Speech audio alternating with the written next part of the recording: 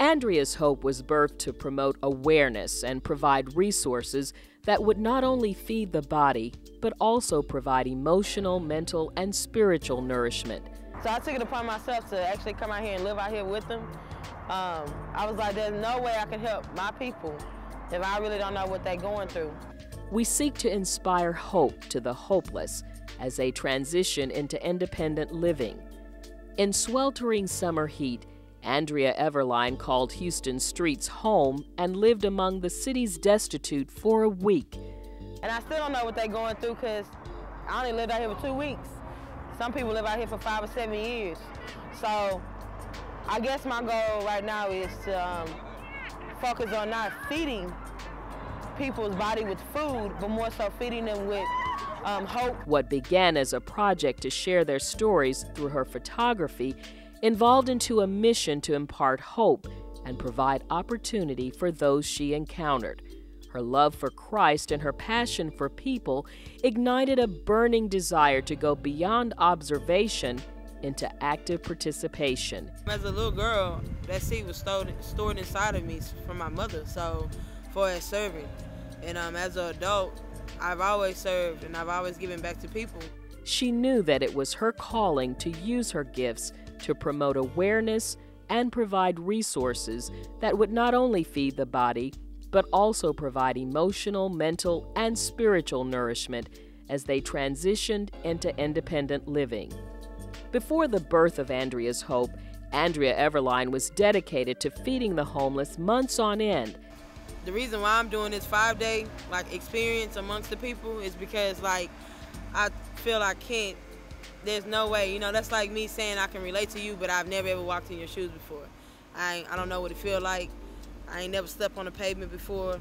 Rock ain't never been my pillow before, so I can never ever just say, oh, I feel where you're coming from. So my thing is that I do it for a reality check for myself, too. It is kind of selfish at some point, but I do it because I have to do it. I feel like I have to stand up. I feel like I'm paving the way for somebody else that needs it. You feel me? That needs a rope thrown for them. So I wish I could show you exactly from my perspective what I'm looking at, but I can't. But it's been 1,299 miles, approximately, a little bit more.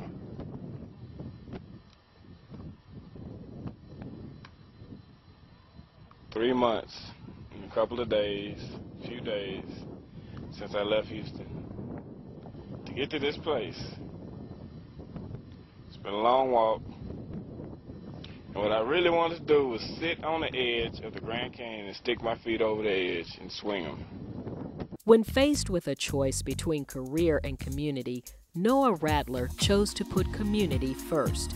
The effort Noah puts into community is a reflection of his mission to improve the world around him. Before I started volunteering with the homeless, I was really trying to learn more about mental illness and how it's treated and how the mentally ill live in our society. And one of the practical ways to do that is to go out and learn a little bit about the homeless population. And it is his hope that through sharing his story, others will find inspiration to give more. He feels like the world is what we make it, and the future is only as good as we allow it to be. To better understand the reality behind this idea, in 2005, he started volunteering with the homeless at Search Homeless Services in an effort to understand the homeless situation in the United States as it is today. Noah's time at Search allowed him to witness firsthand the complexity of the homeless phenomena. It also gave him the opportunity to see how problems in all of the hot-button political issues of the day, healthcare, education, criminal justice, immigration, play a part in maintaining the country's homeless population. You never can tell who will wind up there.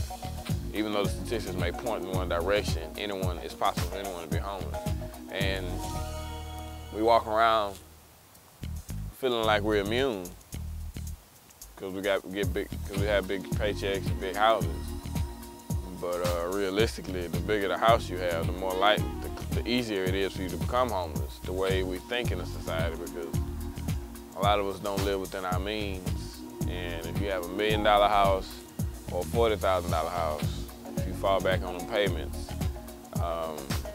because you have to make a choice between that and a doctor bill or something like that, then it gets kind of pretty simple, quickly, on how you as an individual can also join the ranks of the homeless population. Because of this, he decided to speak out about homelessness while walking the 1,800 miles between Houston, Texas and Los Angeles, California. It started off as an attempt to raise money for Search and other homeless service providers. The walk grew into a national awareness campaign that spanned from Houston, Texas to Santa Monica, California. It seems as if I've been walking forever. It seems like I've talked to all the people in the world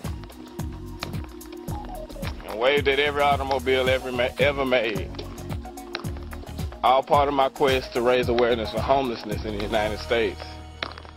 And I think I'm being successful at it. A lot of people have seen me, gotten quite a bit of media coverage, and a lot of support. And it was visible in places as far-flung as Seattle, Washington, Chicago, Illinois, and Washington, D.C. The walk is just the first step in a long-term experiment in community involvement. Noah says we can make wonderful things happen if we work together. He hopes that you agree.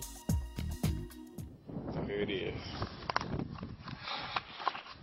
Left foot.